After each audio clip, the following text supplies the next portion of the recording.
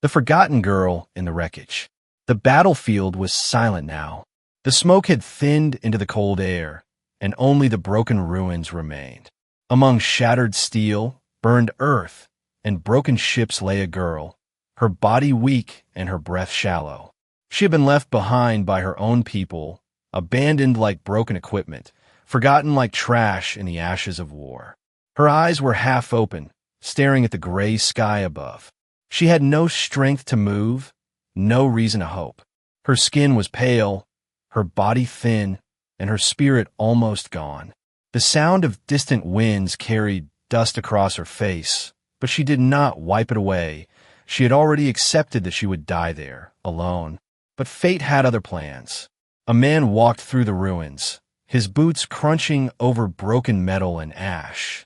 He was human, tall and strong in appearance, but his face was tired, scarred from many battles. He searched the battlefield for supplies, for anything useful to carry back to his camp. His eyes scanned every corner with the cold focus of survival. And then he saw her. At first, he thought it was just another body, another victim of the war.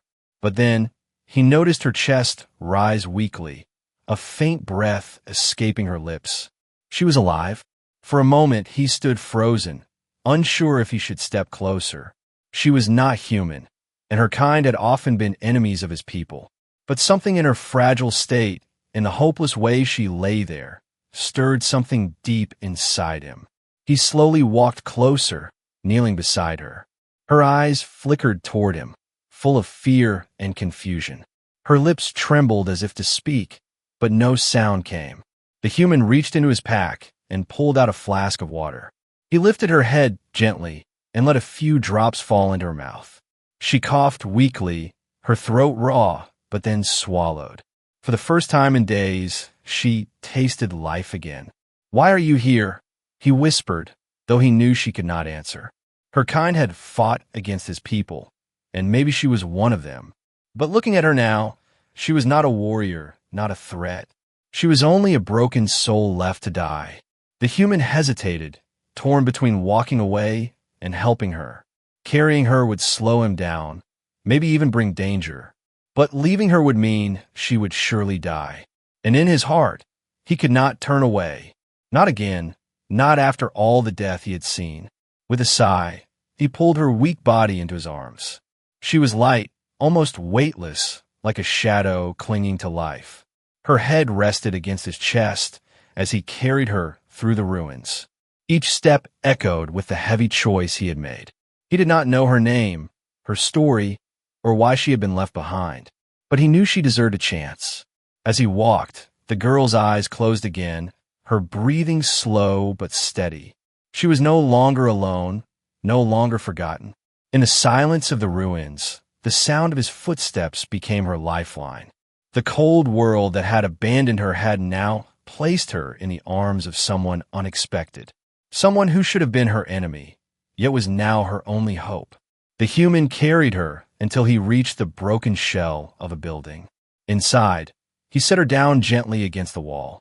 He made a small fire from scraps of wood and covered her with his own jacket. She shivered, her body weak, but slowly warmth returned to her skin. He watched her quietly, his mind heavy with questions. Why had her people left her? Why had he chosen to save her? And what would happen now? But answers did not matter yet. For now, there was only survival. In the quiet glow of the fire, the forgotten girl's life began again. The ruins no longer seemed like her grave, but the place where a new story started. She was still fragile, still broken, but she was alive. And as long as she was alive, there was hope. The human leaned back against the wall, his eyes never leaving her face. He had no idea what tomorrow would bring, but deep inside, he knew this moment would change everything. The girl had been abandoned to die, but fate had placed her in his hands, and he would not let her go. A fragile life in human hands. The night was long, but the fire kept them alive. The human did not sleep, his eyes fixed on the fragile girl who rested near the flames. Her breathing was shallow, but it was steady now. Every small sound she made reminded him that she was not gone yet. When dawn came, Light broke through the ruined walls, painting her face with soft color. The human placed a small piece of dry bread near her lips. At first, she turned her head away, too weak, too afraid. But hunger won against fear, and she slowly took a bite, her hands trembling. The food was rough and plain, but to her it tasted like life. Her eyes, once dull, began to carry a spark, faint but real. He studied her carefully, noticing details he had ignored in the dark. Her skin had strange markings, faint patterns that glowed softly under the morning sun. Her hair was tangled, but in its strands lay a faint silver sheen. Even in weakness, she seemed otherworldly, as if carved from light and shadow. She was not human, and yet there was something deeply familiar in the way she clung to survival. The girl tried to speak, her lips moving without strength. Her voice cracked, barely a whisper. Why? The human frowned, leaning closer. Why what? Why, save me, she asked, her eyes filled with confusion. He did not answer right away, because he did not have an answer. Finally, he said quietly, because no one deserves to die alone. Her eyes widened, and for a moment she seemed lost in thought. Her own people had left her without care, without mercy. Yet here was a stranger, an enemy even, who gave her water, food, and warmth. Her heart struggled to understand, but deep inside, something shifted. A fragile seed of trust began to grow, though she was too weak to admit it.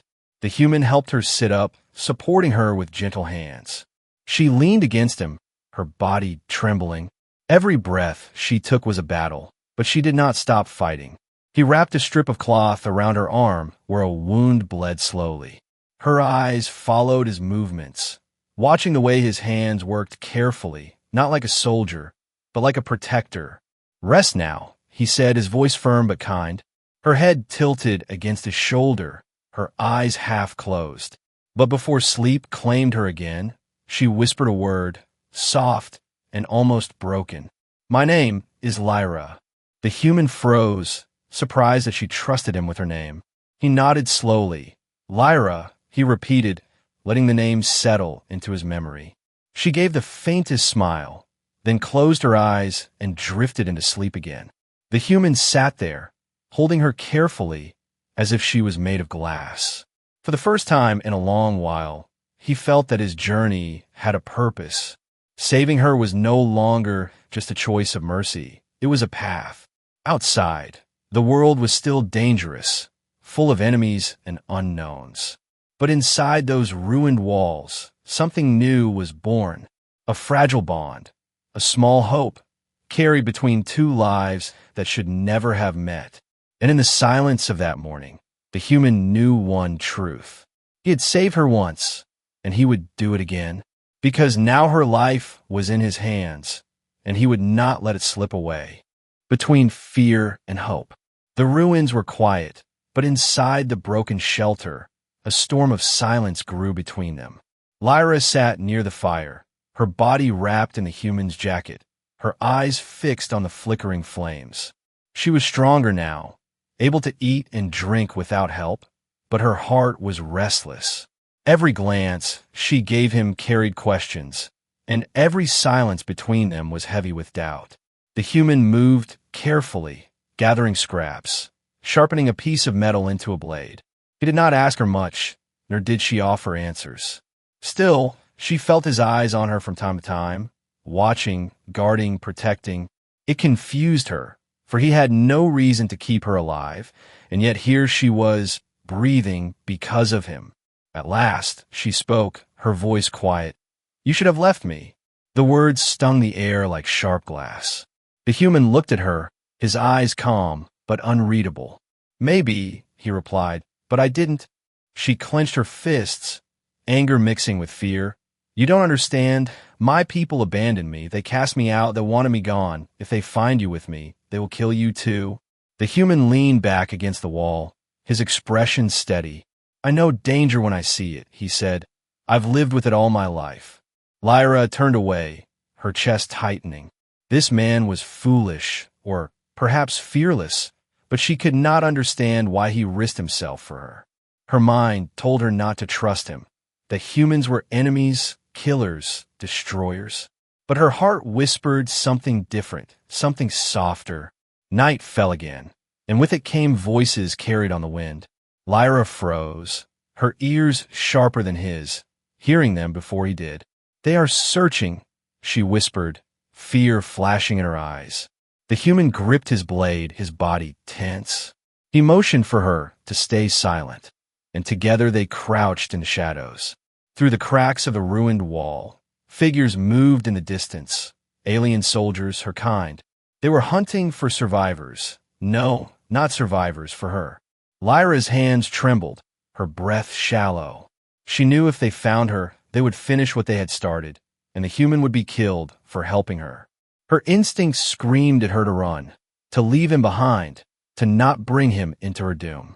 But when she looked at him, crouched beside her with steady eyes and silent strength, something inside her broke. She could not abandon him, not after he had carried her through death itself. The voices faded, the soldiers moving farther away. The human exhaled slowly, lowering his blade. Lyra pressed her hands against her chest, her heartbeat racing. Tears touched her eyes, but she quickly wiped them away. The human saw, but he did not speak. He simply placed a hand gently on her shoulder, firm and grounding. And in that simple touch, she felt something she had not felt in years. Safety. When the danger passed, she turned to him, her voice breaking. "You don't understand. I'm nothing to them, less than nothing. They threw me away like trash. Why do you keep me alive?" The human looked at her, his eyes carrying a weight she could not see. Because he said softly, "I know what it feels like to be abandoned." Lyra's breath caught, her lips parting. For the first time, she saw not a rescuer, not an enemy, but a soul as scarred as her own. Between fear and hope, a bridge was being built, fragile but real. She did not know what tomorrow would bring.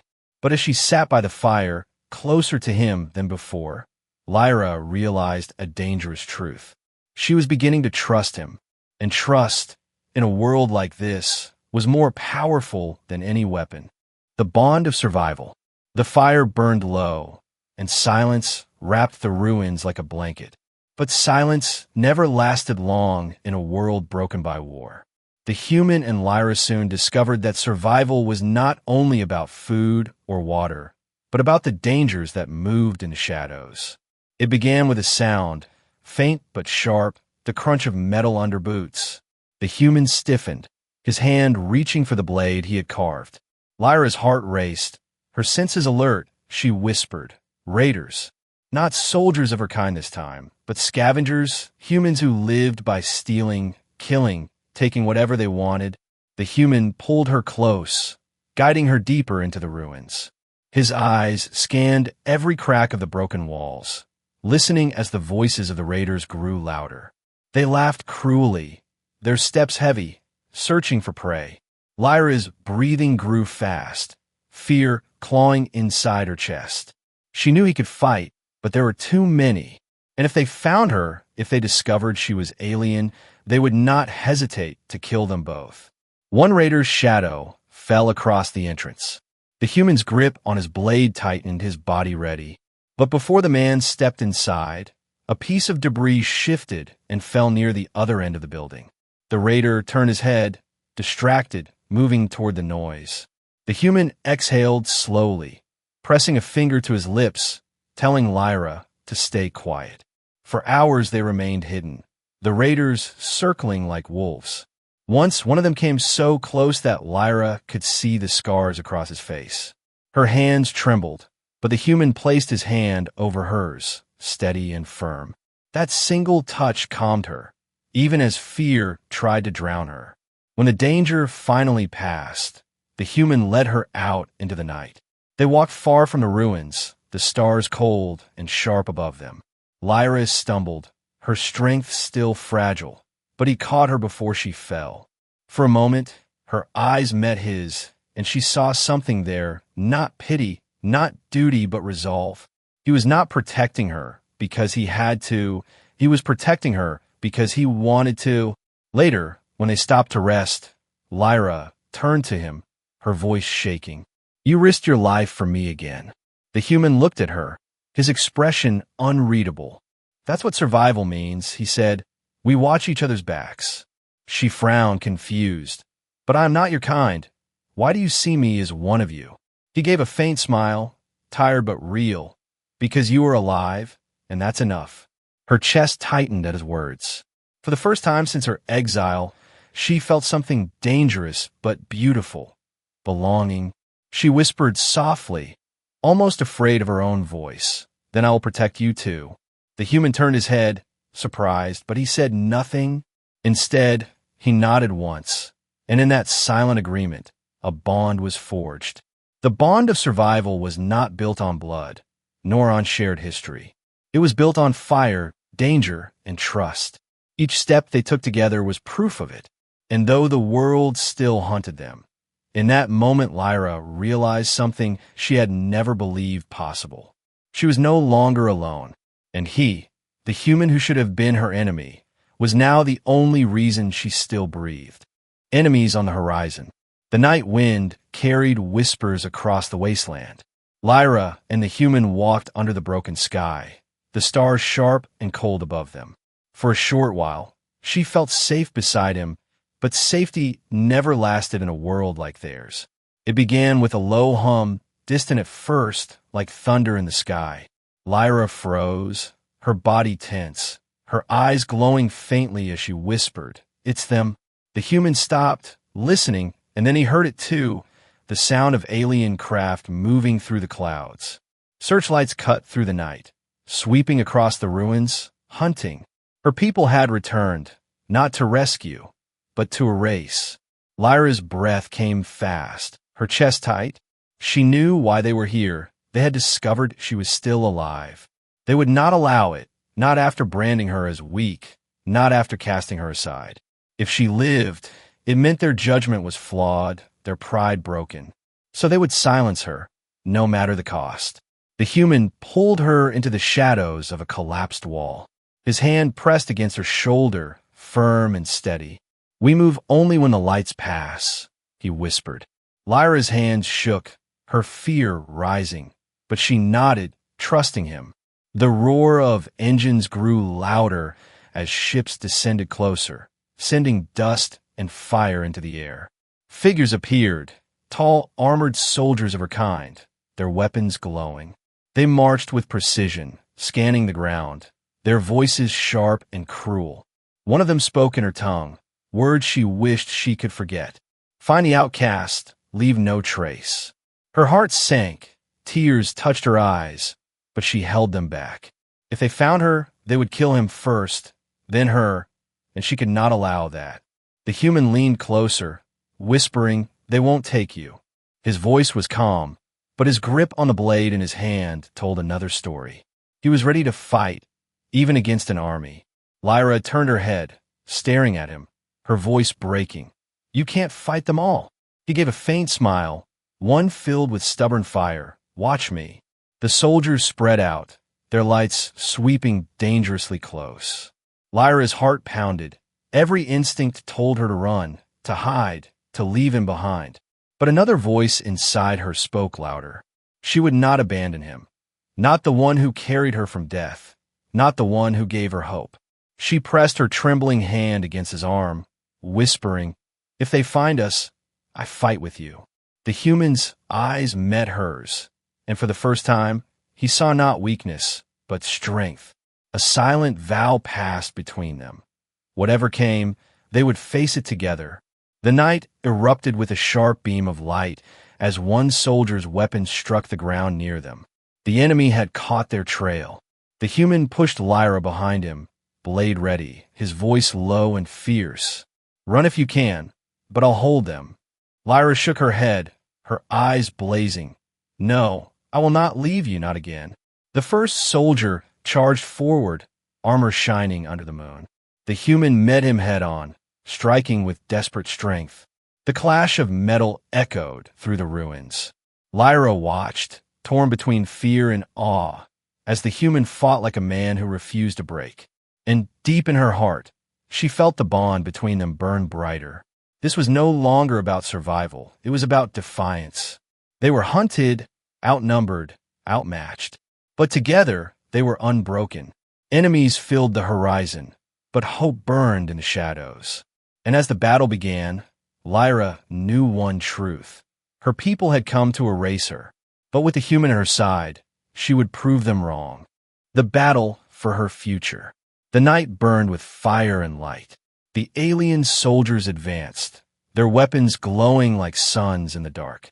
The human stood firm, his blade a small thing compared to their machines, yet his stance was unshaken. Beside him, Lyra felt her heart pound like a drum, torn between fear and something stronger. The first soldier struck, his weapons swinging with brutal force. The human ducked low, his blade flashing, sparks flying as metal met metal. He moved like a man who had fought death too many times to fear it now. Each strike he made was fueled not by strength alone, but by will. Lyra watched, trembling, but she could no longer remain still. Her people had cast her out, but this human, this enemy, was ready to die for her. She could not let him fight alone. Rising with unsteady legs, Lyra lifted her hands. Her markings glowed brighter than before, threads of silver fire running across her skin. She had thought that power was gone when they abandoned her, but it lived, hidden and waiting. The nearest soldier turned toward her, shock flashing in his eyes as light surged from her palms. A wave of energy burst forth, striking him back into the ruins. The human turned, eyes wide, but only for a second, then he grinned. "Good," he said. "Now fight with me." Together they moved, human blade and alien light. The soldiers pressed forward, their voices sharp and cruel, calling her a traitor, an outcast, a mistake. But Lyra no longer bowed to their words. She unleashed her strength, beams of silver cutting through the dark, shielding the human, striking their enemies. For every swing of his blade, her power answered, and the battlefield became theirs. One soldier leapt high, his weapon raised to crush them both. The human blocked with all his strength, his arms shaking from the force. Lyra cried out, sending a blast of light that tore the enemy backward. The human staggered but did not fall. She caught his arm, steadying him, her eyes fierce. "You're not alone," she whispered. He nodded once, fire in his gaze. "Neither are you." The fight raged on, but something was changing. The soldiers who had called her weak now faced the truth. The girl they abandoned had risen, not alone, but stronger than before. Her power was not the same as theirs. It was different, wilder, brighter. And with the human beside her, it grew into something unstoppable. At last, the final soldier fell, his armor broken, his weapon crushed into the dirt.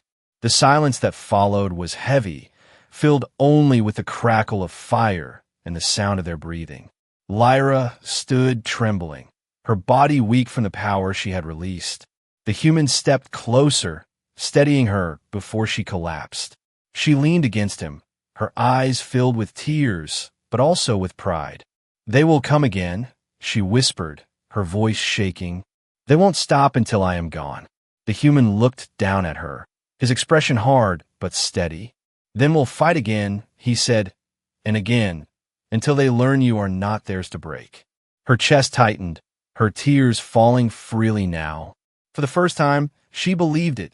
She was not weak, not worthless. She was alive, and she had a future. The battle was over, but her story was not. The girl abandoned to die had fought for her life, and with a human by her side, she had taken it back. A new life, a new home.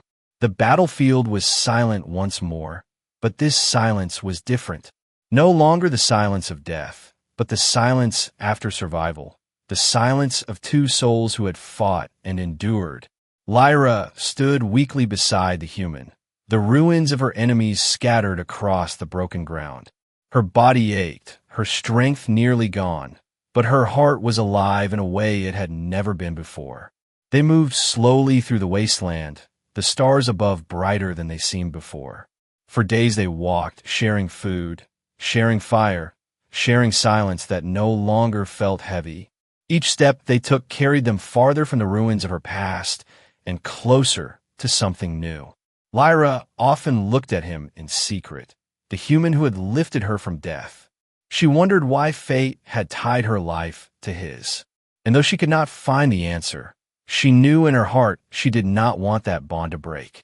At night by the fire, she asked him softly, "Why do you fight for me still?" The human stared into the flames before answering, his voice low, "Because saving you saved me too." Her chest tightened at his words, her throat heavy with feelings she could not name. He had lost much, she could see it in his eyes, yet in her he had found something worth protecting again. One evening, they reached a valley untouched by war. Green spread across the land, wildflowers rising from the earth, streams running clear beneath the moon. Lyra's breath caught at the sight, her eyes wide with wonder. It felt unreal after so much ash and ruin. The human looked at her, a faint smile touching his face. "We can stay here for a while," he said. She nodded, her lips trembling with a smile of her own. Together, they built a small shelter from stone and wood. It was simple, fragile, but it was theirs. Lyra helped with what little strength she had, laughing softly when her efforts failed.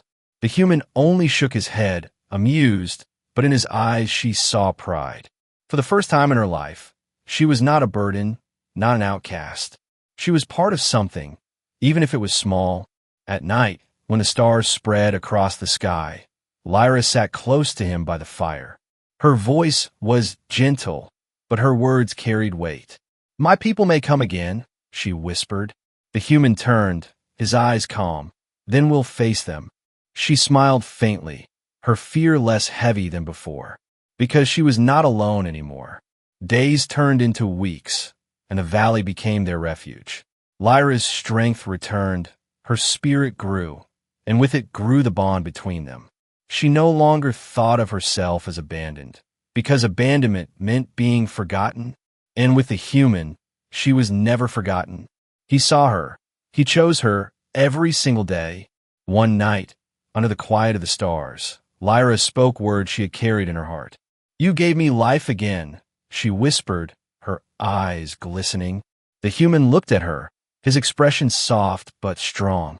"No," he said, "you gave it to yourself. I just reminded you how to hold on." She leaned closer, her voice trembling. "Then don't let go." He placed his hand over hers, steady and warm. "Never," he promised.